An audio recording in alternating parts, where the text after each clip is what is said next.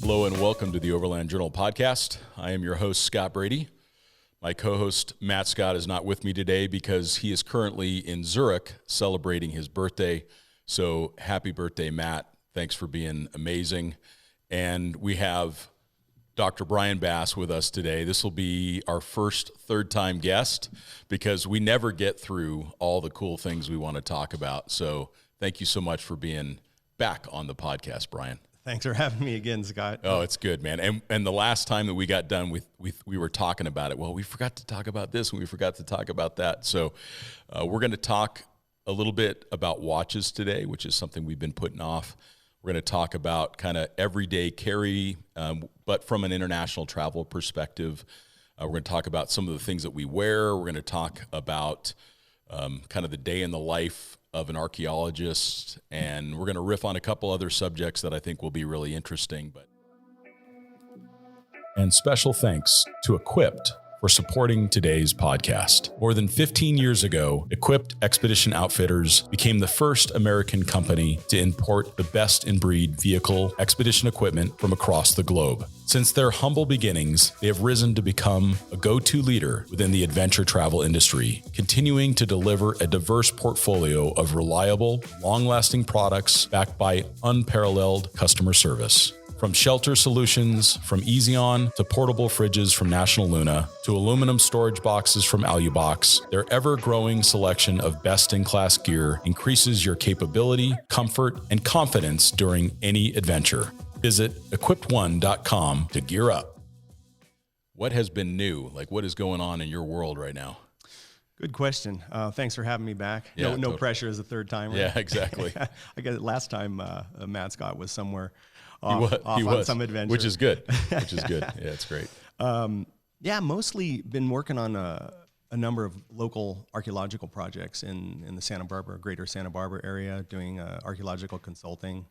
That part's all regulatory driven. It's not because people want to go find cool stuff in their backyard. Right. They're going through some permitting or planning process. And so I'm helping them get through the quagmire of the bureaucracies, at the local level. And then you do get to find cool stuff sometimes. Yeah, actually, although with that kind of archaeology, I usually recommend avoiding the resource whenever possible. Sure. Which sounds counterintuitive. Obviously, I want to excavate stuff and check it out and learn more about our collective past. And but frequently when we find stuff, it can get quite expensive. I always tell my clients when we have to break out the dental pick and the toothbrush. Sure. Do the math on the per hour rates that I have or the crew that I use. And so then we'll say, hey, can you guys move your hot tub about 10 feet this way? And we'll just make this, kind of an ornamental vegetation. And what's the most interesting thing that surprised you where you were in the middle of a dig and then you came across something that completely surprised you? Anywhere in the world, I guess. That's a good question. Well, I mean, on the academic side, when we're doing pure research, frequently we know we're going to be finding something if we've already established that there's a site there and we know the period and everything like that. But with the consulting side, there's been some interesting finds. For example, I had a project just across from the train station in Santa Barbara. Okay. I want to say train station was set up in 1907, so 1903, something like that. And across the road, they were putting in a children's museum in this one location that used to be where the conductors and other staff on the train could, I think, overnight or just take a breather when they would clean the train out. And when we started digging there, we found what was predominantly the first class dinner service that had just been thrown into this dump, and a lot of the plates, egg cups, silverware that was, of course, it had the Southern Pacific stamp and logo on it. Sure. It was like maybe the cleaning crew didn't want to have to deal with cleaning the stuff, so they just dumped it in this location. Or it accidentally ended up in the trash. Yeah, but a lot of the stuff wasn't broken, and we found just bizarre little Tabasco jars and Tabasco little bottles and things like that they had back then. Amazing.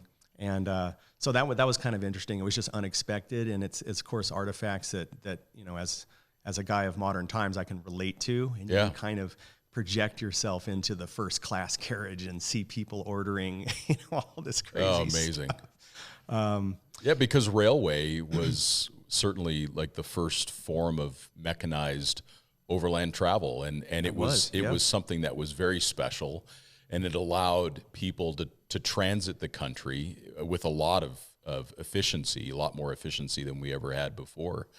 And you can see why they had the same spirit of travel and adventure that we did.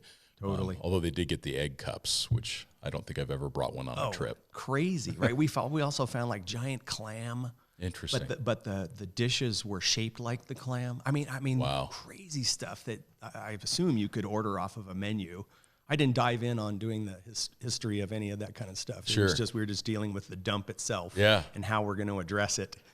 Well, and it seems like some of the most significant archaeological finds have been trash heaps, trash dumps. Oh, yeah. Because it's just a collection of so many things. Even in Prescott here, I know that they spent a lot of time excavating the dump of old Prescott because it was a significant place in the Old West. Oh, yeah, definitely. Yeah, territorial capital, yeah. Yeah, I remember being along the southern coast of Australia, and we would come across those massive kind of dumps of shells where the Aboriginal people had been... Yeah, the middens, packed with them. I mean, and when you first see it, you think, like, why would this be? And then you realize, like, oh, like this is... They would go grab them out of the ocean, and this is where they would sit and eat them. And with no population pressure. Exactly. And just the world's best locations. Yeah, amazing. Yeah, so cool. Well, I think it'd be good to dig in a little bit on your newest project. Let's talk about you've been buying some motorcycles, man, since the last time we talked. Yeah, I guess, maybe since, I picked up another GS, I guess. Well, a few years back, I picked up an R100 GS that somebody had, a 1994 R100 GS that previous owner had put the Paris-Dakar or the PD package on it to some extent, which really is like means the tank, the 9.24 gallon tank, the little fairing panels that match up to the tank, the solo seat, and the larger rack in the back. That's really like the crux of if you wanted to convert like an R100 GS to the PD variant. Sure. There's some other small things like the lower fairing that kind was of the wheel diameter any different? No, that was it's all the same. Everything else is the same, which is the beauty of tracking down the parts on eBay or wherever. Yeah. Online different shops is that GS or that R100, the last iteration of the R100, the parts are completely ubiquitous, mostly, and interchangeable. So you know that it'll fit on your bike if you pick up a part somewhere. Yeah. So anyway, I picked that one up, and that was what became the project bike for the 40 years GS that we wrote about the first article, which was really just kind of getting it squared away and dialing it in for maximizing, I guess, the platform for international travel and where it could be repaired by the rider and not have to have it serviced. And wasn't that part of the goal with this project? Because you have your original GS that you've owned for how long now? Bought it new in 1992. Okay, so Bratton Motors in San Diego, California. That's unbelievable. So we're at 30 years that you've had that motorcycle. Mm-hmm. Which is crazy to think, right? But you bought this other one because you wanted to build something that wasn't quite as precious to you personally, but you could take it traveling, leave it in countries, come back. Exactly. Yeah, the other one, maybe I'm sentimental about it. Yeah. I mean, I've actually built that one out. Well, not to a great extent, but I've modified that. I think like the first summer that I had it in Europe. Sounds kind of crazy. I bought a bike in California and then shipped it over to Europe. It's made in Europe, but I think it was my first summer crossing over to the continent from Scotland when I was in grad school. One of my buddies there, he said, "Man, you got to turn this into the PD." So we went to some motorcycle shop in Hamburg and did it. Just got all the parts and a couple of sixers of beer and took care of that. But in any case, I've kept it mostly stock. Yeah. Mostly stock. But this other bike, it was sort of the sky's the limit. I mean, I don't even know the history of the bike, although it was fairly low miles, the 1994 one that I picked up for the 40 years GS project. And so didn't have any problem taking things off, tweaking things. There's so much for the R100 GSs, well, the R100s in general, there's so much cottage industry out there of people that have, it's the geeks, it's the airhead BMW geeks who have come up with, a better widget for some of the small things, some of the large things. Sure. And so we relied on a lot of that, where people it's tried and true, it's tested. They've demonstrated that what they make in their garage, or, they crank out 10 at a time of whatever it happens to be, are better than the original and better than products that maybe HPN made back in the day for the race bikes. And so dove into that. And that was really cool. It looks great. And we're wrapping up a video on that as well. So those that are listening, it'll either have already dropped or it's about to drop a video of you going through the details on this new GS. So that'll be fun for people to check out on the Expedition Portal YouTube channel. Yeah. So that'll be coming out quick. And then you did buy another motorcycle though. It was a bit older. Oh yeah. Yeah, you're forgetting about motorcycles. I forgot about that one. Okay, well I bought a 1966 R69S. Yeah. And it wasn't my intention to buy it. It wasn't like I had the cash sitting around gathering dust, under a pillow. That bike, for some reason, when I was a little kid, I don't know if I saw one. My dad didn't have one of those, but it has the tractor, the triangular seats on it, the Denfield seats on it. And that was motorcycle. That was when I was a kid, when I thought of a motorcycle. Surprisingly, it wasn't some motocrosser or a mini bike. It's like a cartoon. It looks like a cartoon motorcycle in a way. Yeah. And I had the opportunity. One came up for sale, and it was in reasonable nick. It ended up needing a little bit of work to get it dialed in, but it was in the price range that I can afford, and so I picked it up, and I can't get over riding that thing. I mean, it looks so great. It looks cool, but it's not just that. Like back in the day, that was I think it was Mr. Penton did rode from New York to LA, and then people just started and set a record. Whenever it was like 40 something hours, I can't remember. Sure. I mean, that's crazy. Just getting on an R69S and just going west on it, refueling. I'm assuming going to the bathroom, maybe taking some food on, and then just jumping back on and riding. And Cannonball run. Total cannonball run, yeah. And I know people after that, then chase that record and beat it, of course, on two wheels. But it's just a cool bike. It's super comfortable.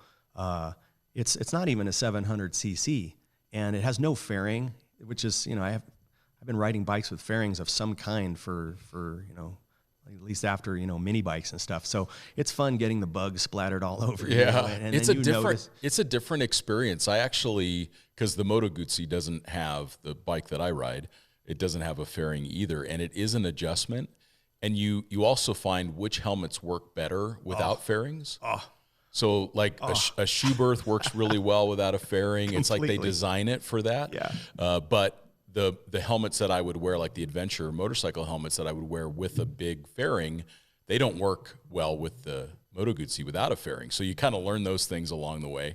I also like the fact that, like at higher speed, you actually get this pressure on this air pressure on your chest that actually relieves some of the pressure of riding the bike. So you're actually being kind of supported by the air volume that's hitting you, as opposed to always supporting yourself on your hands with those bikes. No, that's definitely pretty interesting. That's funny that you mentioned the helmets, because one of the things that I've noticed is that my Arai ADV helmet, I can't remember which model it is. It's one of the later models. It's it has a visor and everything. Sure. That is the most quiet helmet without a fairing. Interesting.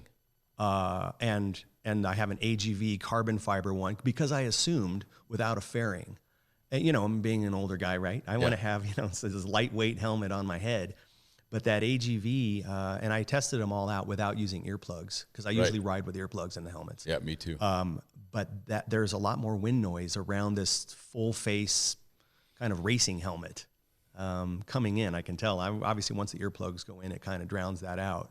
But it's definitely telltale. Yeah, you got to match the right helmet to that kind of now the wind, I the way the wind using flows. the ADV helmet. Yeah, that's funny though. Well, and those bikes. So for me personally, that would be a bike that I would be really inspired to purchase, because there's something about them, and especially the R60, because it still has the drum brake in the front, doesn't it? You betcha. Okay, so yeah, which is of course terrifying, but there's something about that form with it being a little bit bigger bike than the earlier ones. The brakes are a little bit better and all that than like an R50 or earlier. And I really like the overall shape of that, especially with the tractor seat on it. And then Matt Scott just recently picked up a vintage BMW motorcycle. Yeah, I saw that. Was his an R50? R50. Yeah, exactly. Yeah. So that's definitely, it's becoming a thing. So, and you know what the thing is, once you ride one, I'm riding mine to do chores. Yeah. To go over to Santa Barbara and pick up. The other day, I put almost 200 kilometers on the bike, going to pick up medicine for one of our dogs at a pharmacy where they compound this medicine for the dog. And then I decided to do a little scoot around. And by the time I got back home, I had put 200 kms on the thing. It's just fun. Yeah, and I think raw. that was something about the BMWs back then, is that they were really reliable. They were actually very well made. Mm-hmm. So oftentimes older vehicles or older motorcycles, they just really aren't particularly reliable. Like if you think about a Black Shadow or something like these, like Nortons and stuff like that, they were early Triumphs. They just really weren't that reliable of motorcycles, but the BMWs were. Yeah, and as a matter of fact, I have to admit that that at first it only has kickstart. I mean, you can bump start it, by the way. Yeah. Which I'm a champ at from being a motocross guy. But at first I was like, oh man, what if the thing doesn't start, and I kind of flood it and everything like that? I don't know, maybe at the most it's taking me like 4 kicks. So at first I was a little hesitant to just go out in a random public place where, okay, what if there's no hill there? Or what if the parking lot's dead flat? And then I got to like run my butt off to, bump the thing. But that's never the case. It always fires up. That's awesome. Right? And it's kickstart. There's no other, you're not pushing a button or doing anything. And I don't know, it kind of gets me back to really being not just analog, but in touch with my surroundings. Like, where do I park it? How do I set it up so I can kickstart it easy? And, it's cool. It just and everything on that bike you can service yourself. 100%. And as far as the chip on it. No, zero. And, this one actually, we switched it over to 12 volt. Oh, got it. And then put on an electronic ignition to make it a little more reliable. Although, that probably helps with the starting. It totally does. Although everything else that came out of it, I just put back in the box, and literally, in half a day, I could turn it back over to 6 volt.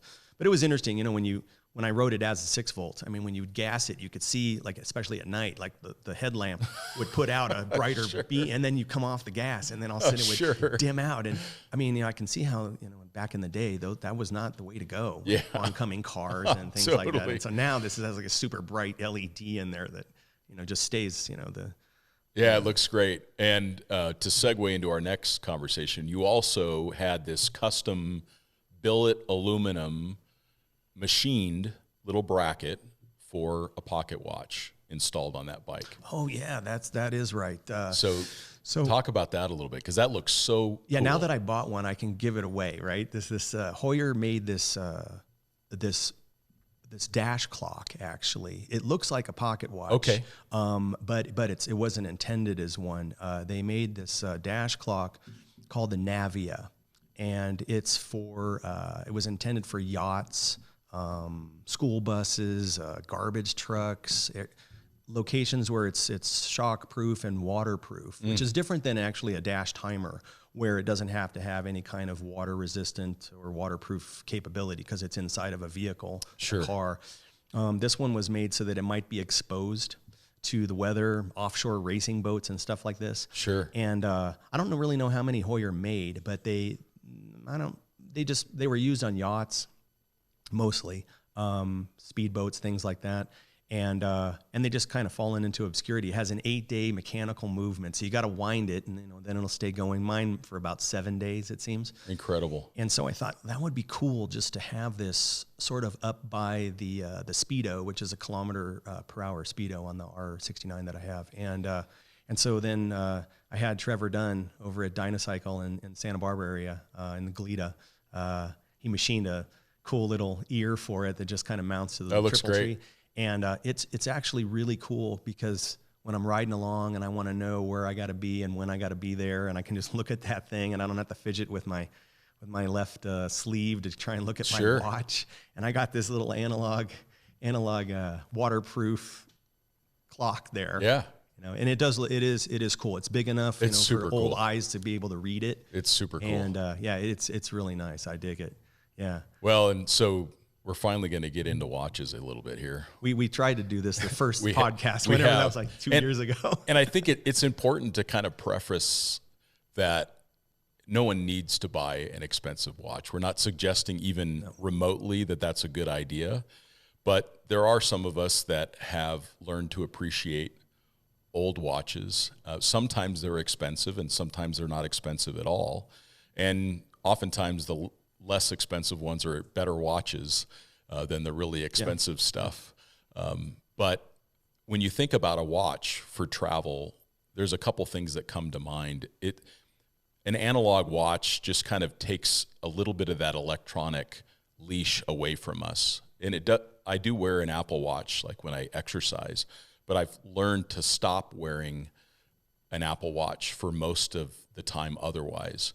Although one exception to that, like on Sundays, I try to just literally put my phone away, and the Apple Watch has cellular capability. So if I get a text from a family member or whatever, or a phone call from a family member comes through, I can still receive that, but I don't interact with the phone at all that day. So sometimes on a Sunday I'll do that. So it gives me a little bit of a break from the electronic leash. But these analog watches, I think that they have a lot of charm, and they also like harken back. There's historical elements to them and significance to them that I think make them really special.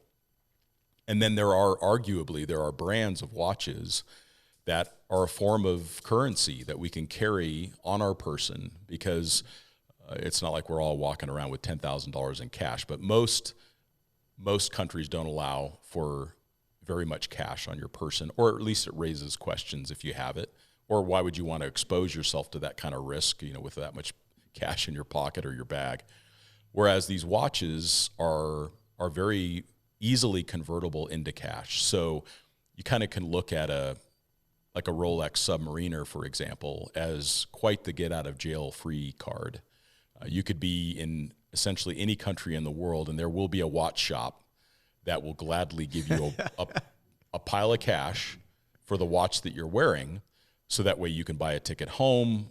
And we live in an interesting time right now. There's a lot of uncertainty and unexpected events that are happening that is stranding travelers. Like the pandemic did that. I myself was struggling to get back to the United States, and now we have a war in Europe that is unsettling things, and it's pretty easy to get caught in a location where you may need to convert an asset like that into getting out of jail free. Yeah, I definitely, I agree. Although I will say that I'm going to let all my friends pony up their watches first to get out of jail before then I pony up mine. Yeah. Depending. Yeah. Yeah, it's true. I mean, but the other thing is, depending on the brand that you want to carry with you, sometimes you just want to take an adventure watch along because that's what it was made for, and you want to somehow have it along for the ride. Right. But for me now, it kind of depends on where we're traveling, but I'll carry something that's super nondescript. Right. And that's just so that, it just doesn't stick out. I don't stick out in a crowd, at least by the watch that I'm wearing. Might Sure. be other things, indicators, clothing, other things, backpacks, things like that. But yeah, I agree. It can be converted to a currency. I've sold watches as a grad student to the used watch shops in Zurich, Switzerland, when I was passing through or helping out at the university there teaching. Needed some cash. Yeah, Sell a pretty watch. easily convertible. Boom. That and then old Leica cameras, right? And then and old lights glass, for Sure. example. And then when you have like $1,500 worth of Swiss francs, that goes a long way as a grad student. It certainly does. So, what are you wearing today?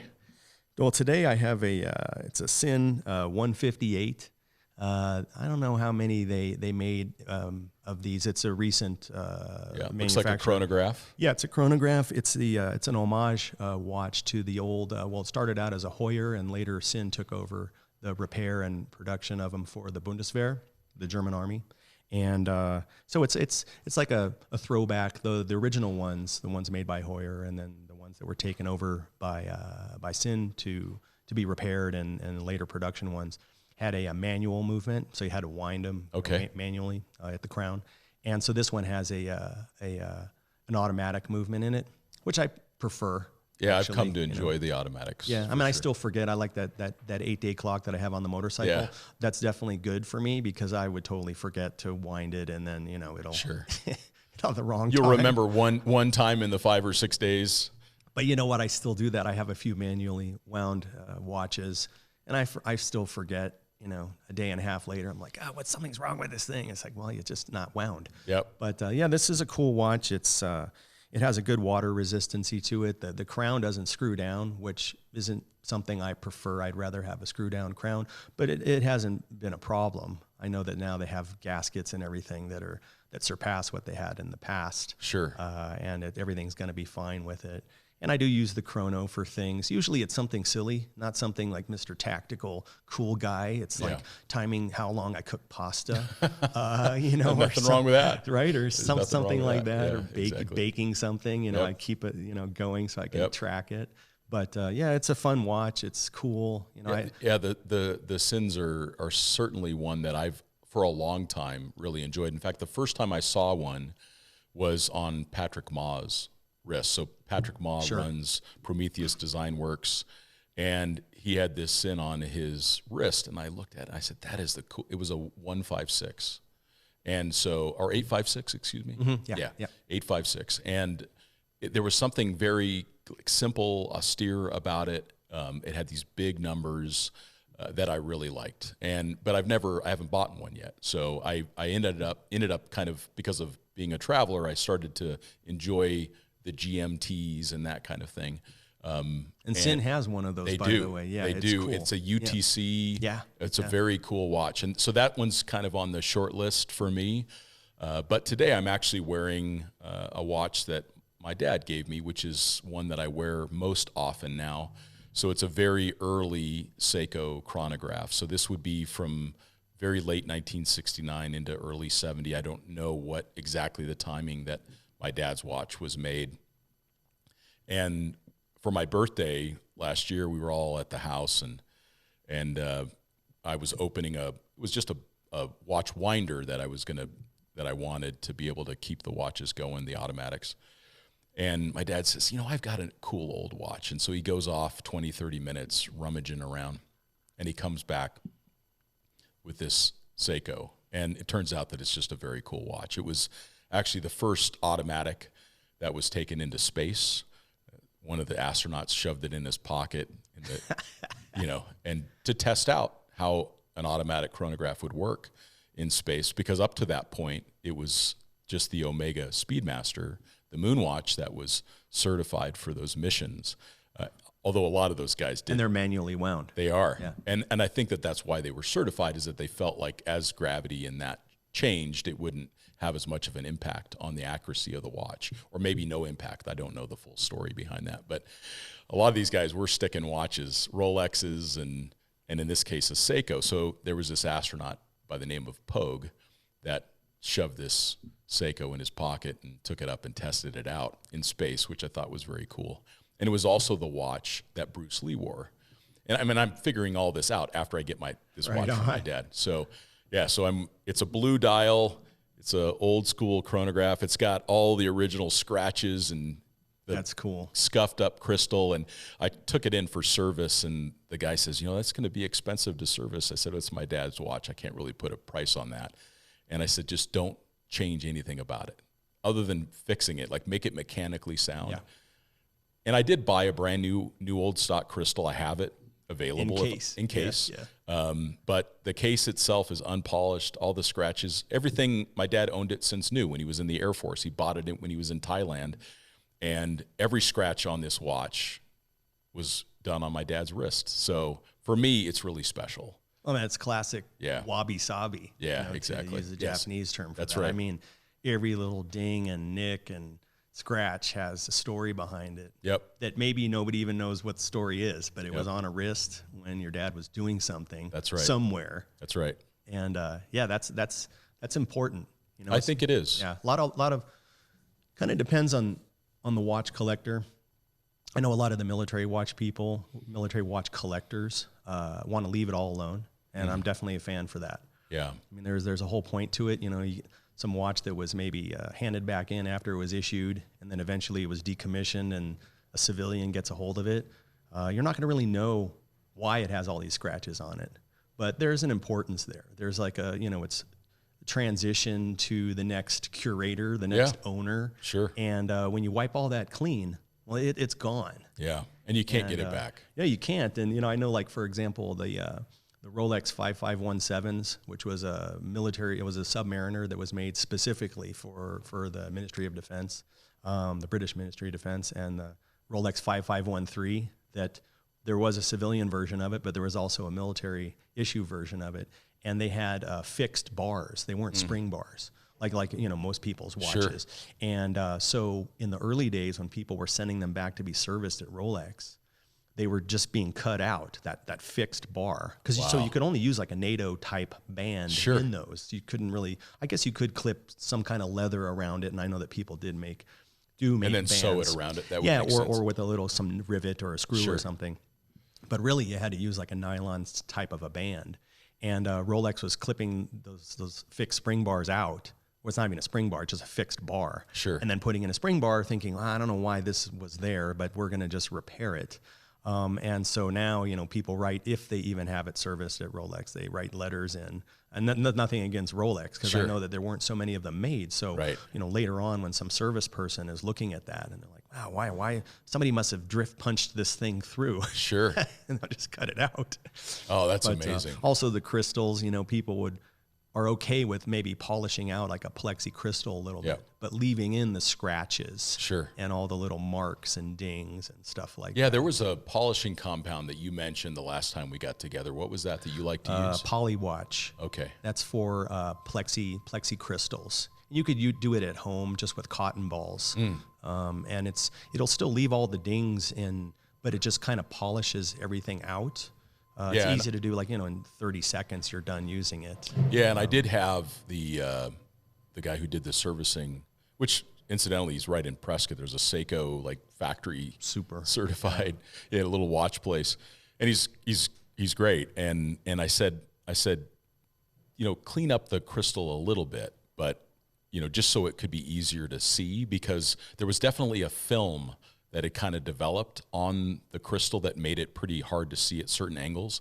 And so he was able to get that film off, probably, you know, using some compound, but all the scratches and stuff are still there, which is perfect. That's the best. Yeah, so it's really amazing. Also makes it so you're not so afraid to scratch it too. Yeah. No, that's true. No, yeah, absolutely. I mean, yeah, absolutely. You get something so cherry. Yeah. I mean, that happens, especially if you've collected some watch that's rare, hard to find, or, you know, whatever, or a sentimental watch. Yeah. But already has a couple dings on it, you're okay dinging it a little bit more. Yeah. That happens. And what's your favorite of your collection? Or a couple favorites? That's a hard question. You know, I have some that I never wear because they just, I acquired them back when they were affordable. And now, like, I know I would never be able to afford that watch again. So they're like the one I wear out, like, to dinner once in a while. Sure. And, which kind of goes against the, you know, don't be afraid to get dings and stuff on it. Sure. But there's one thing when you know that the crystals aren't available, or they're, you know, you're not going to buy like a crown. You don't get on eBay or some other auction site and just find a replacement crown after you've dinged it. Sure. So, you know, I've become a little more conscious of that. But what's one of my favorites, my go-to? Well, I would say, and I'm not letting the cat out of the bag here, but one of my favorite watches has to be, and I think we talked about this when you were out visiting not long ago, the Seiko. It's a 6306 7001. That's the model number. Sounds like I know all these things. I just know that one because it's my favorite. And I actually wrote about that in that travel watch article. So it's the Japanese market only version of that super ubiquitous 150 meter dive watch that Seiko made. I mean, every PX all over the planet carried them for people in the military. Any watch shop had one of those Seiko divers in it. Everyone, well, not everyone, but most people know them, especially by sight. You know, it's a chunky case too, which I like. Bezels were easily used. Little offset crown. Yeah. It's at the 4 o'clock position, and the bezels can be used. You can, with motorcycle gloves, scuba diving gloves. You know, back then the earlier ones, they were bi-directional, so the bezel went both directions. And I know that the scuba crowd didn't favor that. You know, the early Rolexes had that too. I've never had one bounce around on me while diving, because obviously you want to make sure you're keeping track of your time pretty accurately. But in any case, they had that bi-directional bezel. The parts out there are quite ubiquitous, except for the Japanese market one had a really cool high beat movement that hacked. Yeah. And that was the cool feature that the rest of the other 99% of them out there did not have. And I'm not sure what the philosophy was with Seiko for that, other than something cool for the domestic market. But the other thing cool about it is they had a kanji and English day wheel. So, you know, say Monday, and then it has the kanji for Monday and Tuesday, et cetera. So it has both. Yeah. So it kind of flips through. If you set it on the English setting, then it rolls through the kanji around midnight or so, and it just pops up with, you know, goes from Monday to Tuesday. Sure. But if you were awake at midnight, you'd see that the kanji would kind of pass by, and then it immediately says Tuesday, for example. That's great. You know, like what would be the 24 hours of the rotation. But it's just a really super cool watch. They're not expensive. Yeah. I mean, you could find them out there. Yeah, like $1,200 or so. Yeah. Yeah, even cheaper if they're kind of beat up. And the thing is that the crystals for those are out there. The bezel inserts are out there. The bezels are out there. You don't have to really be a sleuth or know a guy who knows a guy who knows a gal who has a friend to come up with the parts. The crowns, I mean, so for all the other 99% of those Seiko 150 divers, they're all out there at watch repair places and can be found. And so I think that's like one of the cooler watches. They're easy to read. The dials, I mean, you know, if you have bad eyes, you know, or you're getting your vision starting to go like mine for close-up stuff, it's easy to read the time. They are quite ubiquitous in the fact that when you're out there and somebody sees that on your wrist, they'll probably assume that you're a person of some physical means, like you like to do active action person things, but most people know that's not an expensive watch. Sure. So to bail yourself out of, you know, get out of jail, you're not going to be, you know, the watch guy and the sook's going to go, maybe $500 for that, you know, knowing that he'll turn around and sell it for $1,000. Yeah. But that's one of my faves, I have to say, you know, and it's not going along the lines of most watch people with something from Switzerland, but it's on my cool. It's on my watch list. Yeah, so I've been looking for one that's a little bit on the cleaner side, and I definitely find it to be interesting for sure. But don't be afraid to find one that's not on the clean side, and then just have it cleaned up by, especially have a Seiko repair person here in Prescott. Yeah, no, I've thought about that for sure. And probably the watch I've worn the most, which I got before I even thought about watches other than just as purely a tool. So this is a Trazer H3 automatic, and I got this watch just when I was starting Expedition 7.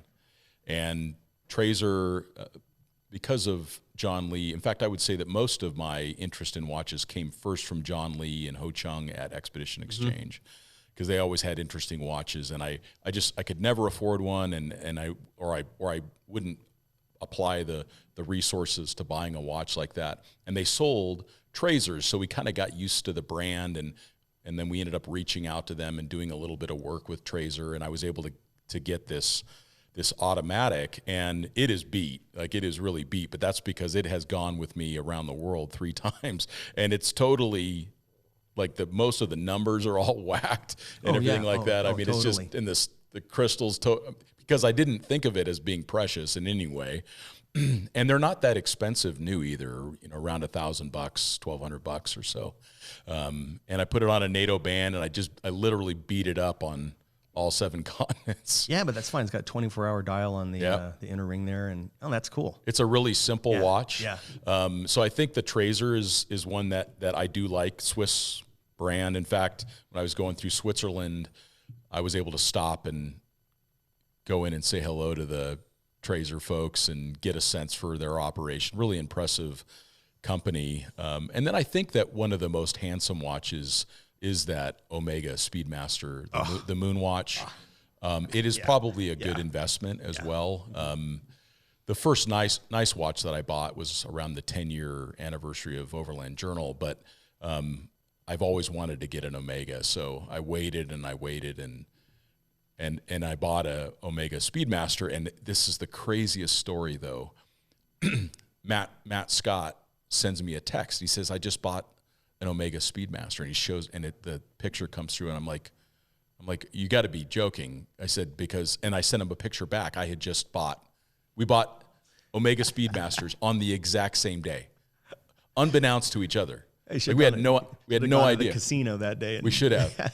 How crazy is that? Yeah. So that's definitely a really beautiful watch. It's a manual wound. It's probably not the best watch. In fact, I would say it is not nearly or even in the spectrum of best watch for travel, because it is not waterproof. And I think that life happens when you're out overlanding. Definitely. And that's something to very much keep in mind. But it is just a really handsome watch that is not really identifiable to most people. They don't see it as a Rolex. If you know it, you know it, and otherwise it just kind of disappears on your wrist. Yeah. Well, any other watch brands that come to mind? You have a good friend of yours, ex-Special Forces, that started making watches. Is it the Resco brand? Is that it? Resco Instruments. Yeah, Robert Smith. Yeah, he. Well, it was kind of funny how we all met, but the early days of the Military Watch Resource, MWR. We had an online forum. I mean, it was pure geekdom, 100%. And we just met there online. It was the early days of chat rooms. I mean, it was so stilted, and there weren't too many options to do anything. As far you type you couldn't edit your response or whatever, and it just kind of peeled out, sort of paragraph style with like a chat list almost. 100%. Yeah. And most people had their name just spelled with lowercase letters as the handle.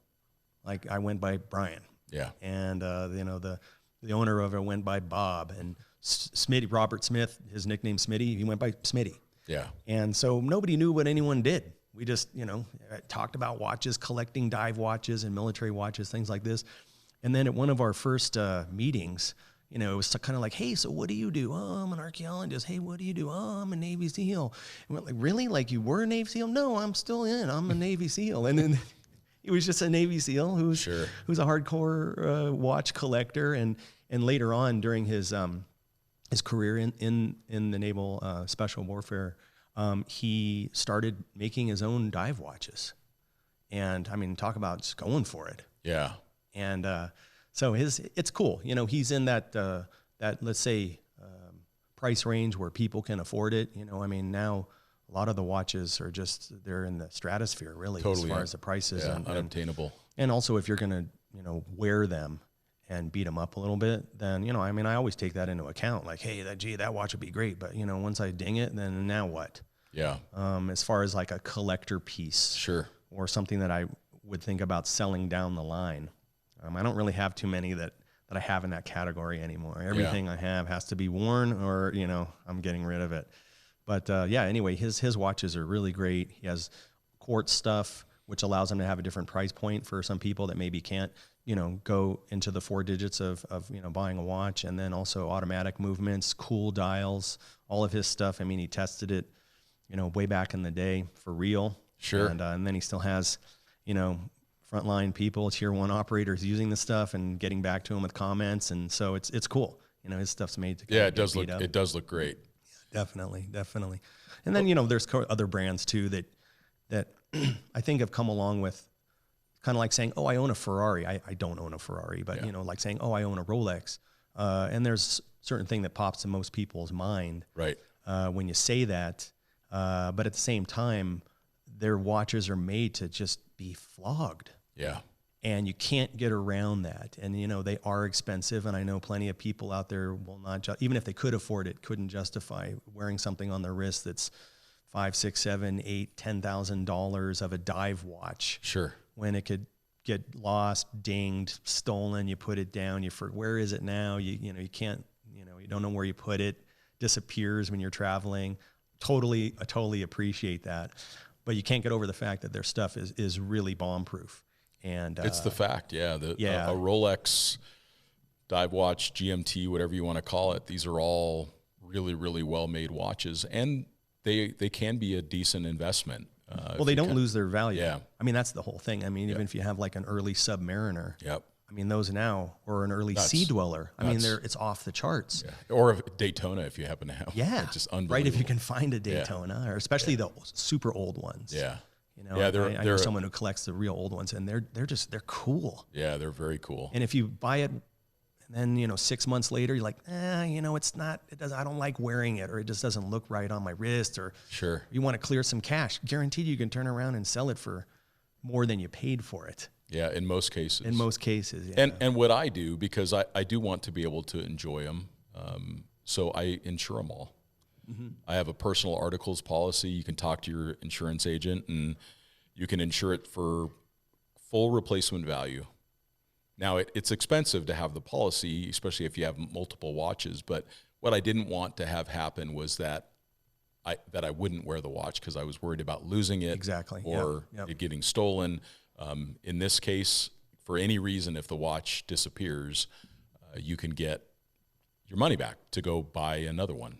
And so that's something that I would recommend if you're going to really take an expensive watch with you anywhere in the world, or even into a big city in the United States. It's probably a good idea to. I mean, we were on a motorcycle ride with some friends, and we get to the top. We were riding fast, twisty mountain road in Southern California, and we get to the top where we all kind of pull off. And he's like, you could see him frantically looking around, and he's checking things, and he says, my watch is gone. And just because of how hard he was riding, his Rolex came off his wrist at some point on the climb, and the watch was gone. It was a nice Rolex. Somebody found it. Yeah, probably, or they will at some point in the future. It'll be perfectly fine. Yeah, exactly. Pretty amazing, though. Well, that's fun. We finally got to talk about watches. Yeah, I mean, it's a cool topic. It is. I still see myself as the current curator of the watches that I have. Yeah. I don't have that many of them anymore, but I kind of take that seriously. Like, they will be passed on or sold on to the next person. That's and right. Maybe that's just the archaeologist in me about taking care of the artifact and making sure that when it goes on to the next generation or the next person, that it's, totally agree. Taken care of. And another good resource for watches too, it's something that I've just personally come to enjoy, is the Hodinkee brand they've got a beautiful print magazine. For those that are watching on YouTube, you can see this. It's just like Overland Journal, perfect bound, beautiful book. They've got a couple podcasts. One of them that I really like is the Gray NATO podcast. So Jason Heaton and James Stacy are the hosts of that. And, they're into overlanding. One of them's got a Defender. They're adventurous guys that talk about adventurous watches. And so I enjoy that podcast a lot. So for those looking to find out more information about watches, they can do that. And then you wrote an article a year or so back for Overland Journal where you talked about a lot of those watches as well. Yeah, maybe 2 years ago, something like that. Yeah, I think so. Yeah. This content is brought to you by Overland Journal, our premium quality print publication. The magazine was founded in 2006 with the goal of providing independent equipment and vehicle reviews, along with the most stunning adventures and photography. We care deeply about the countries and cultures we visit and share our experiences freely with our readers. We also have zero advertorial policy and do not accept any advertiser compensation for our reviews. By subscribing to Overland Journal, you're helping to support our employee-owned and veteran-owned publication. Your support also provides resources and funding for content like you are watching or listening to right now. You can subscribe directly on our website at overlandjournal.com. All right, well, I think we want to kind of riff a little bit on kind of everyday carry travel stuff, because I've definitely found that in the beginning of overlanding, we all wore like an ex officio baggy khaki colored shirt. I didn't, but many people did. Yeah. Well, you were smarter than me, and you still are. But yeah, I mean, I looked like I was a zookeeper, driving the white rim trail in Utah, which there are certainly performance aspects of it, which is probably how I justified that very lame decision. But when I travel internationally now, I don't want to stand out like a zookeeper in some foreign country. So I have definitely started to tailor my clothing and the things that I wear towards blending in a little bit more. I mean, I'm a big person, so I automatically stand out. So things that I can do to kind of blend in, it allows me to better have an experience where I'm not the center of attention or standing out in a certain way that might elicit a response. You from did the that locals. one time, remember, in Kenya? Yeah. Yeah, that definitely because of your stature. Yeah, it was intimidating. I mean, on the verge of a things were going to get interesting real fast. It was getting spicy for sure. Yeah. And again, I was wearing kind of this. It looked more military. I mean, I had like a khaki pair of pants on and this dark gray shirt, and I definitely. And then we got called out on that a lot by the Kenyans. Even the Kenyan military or the police kept telling us we had to disclose our mission and all this. So that was a real lesson in look like a tourist or look like a local, but don't look like an operator in a country. So I've definitely changed a lot of my clothing around that, and I don't wear that stuff anymore. I always carry an Aloha shirt, and I think when we had that episode, I was wearing my green and white. It looks like I just got off the plane on Maui to go for a 2-week vacation. Yeah, and that was the right call. That was the right call. And so now, like, actually one of my favorite shirts, and I bring it with me every time I travel. So Lululemon makes this blue Oxford. It's stretchy, comfortable material. It doesn't wrinkle. I roll it up and I take it with me on every single trip, because sometimes you got to go into the consulate, or you're going out to a nice dinner, or you want to just dress at a different level. I've got a collared shirt with me that's super comfortable, performance fabric, doesn't carry a lot of odor. It's not cotton, so if you get a little bit wet, it dries easily. You can wash it in the sink in the hotel room. So I think bringing along like an Oxford. Now you had a different Oxford that you traveled with a lot. A couple of my archaeology friends, we still talk about it. Brooks Brothers, I don't know if they still make them. I still have mine, so I don't need any new ones. But Brooks Brothers made an all 100% cotton Oxford. There was a short sleeve and a long sleeve, different colors, and it's 100% cotton. But it always looks like it's no wrinkle. It looks like it's been laundered, like as in with the creases down the sleeves. So whenever you had to look squared away, whatever it was, even going, like you said, going to the consulate, going out to a dinner, meeting maybe the people that are funding your archaeological project. For me, it's like meeting clients in the field where I can't just roll up with the ratty t-shirt all the time. Super cool, long sleeve. So, when you're out in the sun now, there's no UV, as far as I know, with those. There's no UV protection with those. But, obviously back it up with sunscreen, but they have a collar.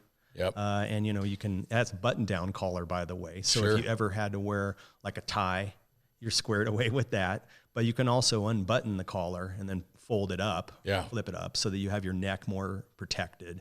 And those things, a few of us swear by them. Just because you can, wear it on the plane, you can have it scrunched up into a ball in your bag. It doesn't matter. You take it out. They don't, it's cotton, so it'll carry some odor after a while. Yeah. But it doesn't carry, for me anyway, as much as things like the synthetic material. Well, so speaking of synthetic material, I really do like synthetics when I'm actively traveling, but when I fly or I'm on a small aircraft or whatever, I have really avoided wearing any kind of synthetic, because if there is an accident and there is a fire, something like this wool jacket that we got from Prometheus Design Works. It's a heavy wool coat, and there is a lot of fire resistance in wool. Yeah. And so it may be just enough to throw it up over your head and get out through the flames, whereas synthetic will just bake down and literally melt onto your body. And being having been a firefighter and been on several aircraft crashes, it's incredible. Sometimes people do survive those things, but if you can limit the burns to your body, that makes a big difference. So wearing natural fibers, cotton is okay, wool is best. So I'll typically wear like a wool Henley and then some kind of a wool coat like this one that I'm wearing now. I mean, nowadays with the merino wool products that are out there. So good. I think we talked about this at minor length last podcast, but I swear by merino wool. I mean, every type of shirt that you could think of, just t-shirt style to collared shirts, stuff, everything in between. There must be a dozen companies, if not more, that are making stuff that's super quality, looks super sharp. I find that it doesn't really wrinkle that much. So when it is kind of crunched into the bottom of your bag, or, you had to wear it one night and roll it up and then 2 days later pull it back out again. Sure. Especially if you got like, a steamy shower somewhere or in a humid locales, you put it out and that thing looks totally fine. It totally does. They don't take on odor, which is important. People, it's like one of those, that people don't like to talk about it, but when you're traveling and you can't get to the laundromat, the laundrette, or it's not even available, you're really on the road where it is just washing it in water wherever you can find it. Yep. That's a cool material. The beanies made from that are really great. Also merino wool, I like it because you can layer it. It's not super thick. It's not like having some super old school sweater. Yeah. You can have different layers of it on. Yeah. That Henley that I have a bunch of them. Usually we just wear black Henleys because it doesn't show stains and stuff. But Triple Aught Designs sells. They're made in the United States. Yeah. Merino wool Henleys, and they're easy to own, and I've traveled them in them almost exclusively. They're great for on the plane because you get a little bit of protection from the cold and stuff when you're flying. So those are just my go-to. And then Triple Aught Design also makes a button-up wool shirt. They can be a little bit warm, so you're going to be going to colder climes or more kind of temperate climes. But they're a nice wool button-up shirt. They're great. I mean, they really do. And they're, again, made in the United States, small company, that bunch of overlanders that work there. They're pretty passionate about what we do. So it seems like a good company to support. Excellent company and quality material, Yep. That you can't, and you can even repair them, especially like the ones that are black or dark blue. I have a couple tears like in the side just from, wearing it and snagging on stuff. And you can kind of fix it with your own little sewing kit and it looks fine. Totally. Somebody's not going to call you out for it. Yeah. Which is nice. And of course I wear a wool cap everywhere I go. And the reason why I wear a wool cap is because I'm bald. So for those that are I just wear it because it's fun.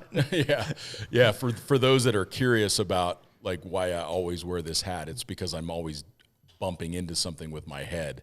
So I do wear. It's a thick wool. They're made in Ireland. The name actually escapes me. Maybe I'll look real quick here. So it is the Boyne Valley Knitwear, made in Ireland. So, and they're $40-$50. But they're pretty thick, so I can bounce my cranium off them. Has a brim on it, It does, and they actually do super well in the rain. Yeah. So I don't really worry about the rain with them, and they last literally forever. The only time I've had to buy other ones is because I've lost them. I've left them somewhere, but they literally last forever. I mean, I wear them almost every single day. And I like the fact that I've got some sun protection on my bald head, but that you don't stand out again like the tourists. So wearing a baseball cap in most of the world is not common. Like people don't tend to wear baseball caps outside of North America. So you stand out as someone that's not local, whereas a black wool cap, like they don't even notice you. Could be the taxi driver, going to work. Yep, right? Totally. I mean, I can be in Reykjavik and they're going to start talking to me in Icelandic, and I could be, somewhere in northern part of France and they're going to speak to me in French because I look more like a local when you're not not dressed like a tourist. No, definitely, I agree. I have that gray one. I decided not to wear it. Yeah. So that we don't have the dueling flat cap thing going on. We look like a couple of Uber drivers. Yeah, but mine, it sticks out. Like, so I still like it. I have issues, that I have to pay attention to regarding sun on my skin and stuff like that. Just because I'm out in the sun all the time for work, and I like that. I wouldn't wear it like out in the heat of the day. Yeah, sure. But in the evenings, I like having a little head cover on. Yeah, I do need to find one that's a little bit better for the heat, because if it is real, I like hot conditions. I prefer to be warm than cold. So it doesn't typically bother me, but when it's really hot out, a black wool cap, you do feel it. You do start to sweat. You'll know. Yeah, you start to know for sure. Something else I want to riff on. I'm not promoting anyone's product because I don't really think that they're out there. Are down vest, hooded down vests. If you do an internet search, you will come up with either stuff that's like in the $20 range that's purely just for show. Sure. And maybe one or two companies out there that have a hooded down vest. So I don't know if I got to talk to Patrick Ma about this. Sure. But I swear by my down vests, just as a backup pillow. Wear it in the sleeping bag if all of a sudden it's just a little bit too cold and, gets me to the next level. If you'd have to keep the core warm when you're riding your motorcycle, that's like, it's money. Yeah. And I won't say they've fallen out of favor because you see people wearing them. But I think like the technical hooded vest needs to be addressed. Well, and it's funny. Like on belay where you just, you're going to be standing there for 3 hours while your buddies are climbing. And you just got to throw something on and it's keep your core warm, and then maybe flip it up over your neck or over your head, and and then the elements can kind of stay out while you're doing your thing, and you got your merino wool underneath, and I don't know, we got to explore that. I think that's a challenge. I think you're right, and probably like about a year and a half ago, I would have pushed back on it because I don't think that they are in favor, but I got one. Triple Aught started to make a down vest, and I picked one up. And that's what I use it for. I use it on the motorcycle to keep the core warm because I don't tend to wear heated gear. It's super compact, so you can use it as a pillow. If you've got a shell on, usually because the shell does a great job of blocking the wind and usually in the rain, etc. But you need to still have a little bit of insulation. And my arms don't tend to get cold, but my core will. So you're right. You can't lose. Keeping the core warm. I think you're right. Yeah. So I would have probably pushed back because like why not have the whole down jacket so you have you can bring one thing along. But I think when you pair it as a layer with other things, they're super functional. And I don't even have one to talk about. I found a few out there. Take a look at Tad just came out with a wool, or maybe it's a performance. It's either a performance, not wool, excuse me. It's a performance down. Just a basic vest shell. I think it's got a little bit of DWR on it. Black, super understated. I think it's down, or maybe it's a synthetic material fill. You got to aim for the hoodie one though. It isn't hooded. All right, I got you. So that's the whole package you got to have. Right, that's for sure. And there's a couple other things that that we use. I've talked about these before, but these American optical sunglasses, I buy them myself. They're not sponsored or anything like that, but they're only $70 for an American-made glass, or you can get shatter resistant. But they're just super simple, and they're really nice American-made sunglasses for $70. It also is a currency too, by the way. I found like when you not to buy your way out of jail, but since it's replaceable, if you have to pass it on to somebody, you can. Yeah, no, that's true. As a that border guard that helps you out. Thanks for hooking you up in some way. Yeah, I got you. No, that makes sense. You can carry a couple of them, and when they're $70, you're able to buy a couple. You're not going to lose sleep. Yeah, exactly. And you could probably pick up a cheap pair of sunglasses somewhere. Mm-hmm. And then until you get back home. Anything else come to mind on kind of the daily carry stuff? Yeah, well, when I travel anywhere where it's not just like, coming from California over to Arizona, in my own gear, I always have a tire pressure gauge and a pencil and a Sharpie. Oh, there you go. Yeah, Sharpie's a good call. And I even reused some little carrier that has Velcro on the back, so you can kind of stick it in a car, like a rental car. But the tire pressure gauges that I always have with me have PSI and also bar. Sure. And I guess if you're comfortable with one or the other, and I am. Yep. But if I have to show somebody, especially when you're in the Americas, we'll say North America, hey, I want to run my tires at 32 PSI, and they only know bar. You have to be able to show them, a little mark. Because what is it? 14.2 PSI per bar or something like that? Yeah. So it'll be like 1 point. Actually, sometimes the little markers, it's hard to for a tire pressure gauge that's only in bar, I prefer that if we're only working in barometric pressure. Sure. But I always have that, for example, even if we're renting a car in Western Europe. Sure. First thing I do is a walk around on the out. I don't care if they just told me, there's no dings, everything's fine at the rental agency at the Frankfurt airport. I always do a walk around. I always make sure that there's a spare. I always make sure the spare has as much air as the rears are going to need. Sure. It sounds geeky, but totally true. It's after getting burned a bunch of times with, having no spare. Well, and you can waste a half a day of your vacation easily trying to get a tire fixed. If you're working, hey, now what? So that's the one thing I always have. And pencils obviously can write on almost anything. Right. And a Sharpie as well. So if I have to make notes on something, I always have that. And then I still favor the original Leatherman tool, but a multi-tool. And I don't mean the ones where there's so many things on it that, you can't remember how to pull out the bottle opener. But just the basic ones that have like the pliers, the wire cutter, like a Phillips type screwdriver, like one or two of the blade screwdrivers, and maybe just a knife blade. I still carry the one of those on every trip because something will come up. Where you need a set of pliers. It could be like in the hotel room, just the tighten shower curtain, or it could be in the rig that, somebody said, oh, everything's fine. You're going to be getting this 110 Land Rover, and we had our guy go through it. And then the first thing, you get in there and then like the door latch doesn't work, or you got to tighten down, some band clamp on something. Totally. Which it happens. It does happen. You can't make this kind of stuff up. So those are my solid, go-tos for, good suggestions. And we've talked about this a little bit on the podcast before, but I think one of the things as travelers is coming to terms with the limited amount of stuff that we actually need. And I think it's easy to get attached to the stuff that we travel with, or think that we need this laundry list of everyday carry, or that we've got to have everything that we might possibly need. In most places of the world, those people need the same things too, and you can find them, you can borrow them, you can ask for help. So once I kind of changed my mindset and realized what I really need is a way to communicate and navigate, which our phones do both now. The phones have a flashlight on them as well. And then I need to be able to pay for things. Like let's say I've lost all of my luggage and all I've got is what's on my person. You can buy stuff for cheap anywhere in the world. You're not going to go necessarily get the brand names you want or whatever, but if you've got a way to pay for stuff, so you're going to want to have a couple days worth of cash on you in the local currency.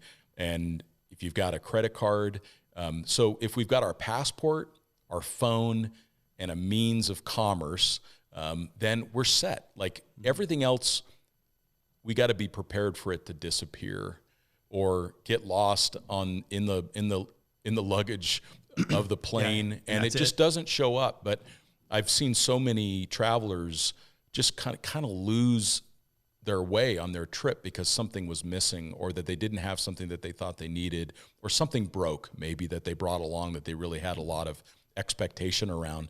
So I think kind of letting go of these expectations and just realizing that the adventure, the unpredictability of travel is the reason why we're traveling. Oh, 100%. And kind of keeping those few items that we know that we need close to the vest. I do also like to bring along a Garmin Inreach, because if you lose local cellular, which does happen a lot in the developing world, your family may not understand what's going on, or you may not be able to communicate. But having a Garmin Inreach, they've got these minis, they literally fit in your pocket. And you now have a means of satellite communication when anything goes wrong. You could get it caught in a sudden war zone, which has happened. I mean, I was right at the border of Kyrgyzstan and Uzbekistan, and all of a sudden a war broke out in the Fergana Valley, and they weren't going to let me into the country. I was stuck at the border, and being able to communicate via satellite allowed us to resolve that problem. But it's just a recognition that we should be able to communicate, we should be able to pay for things that we need, and we should be able to have our identification, our passport on us. Yeah, and even a backup somehow, photocopy of your passport, That's right.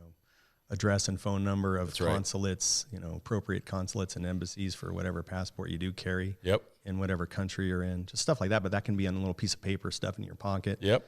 And you can have copies of your passport on your phone, photographs. You can have it up in the cloud as well, so that way you can get Friends some can support. have it, family back home. Yep. Yeah, definitely. I think there are a lot of the different angles to it. I mean, I found that overcoming adversity when you're traveling, that's like part of the fun. Once you get over the initial, oh my God, this is so lame. Yeah.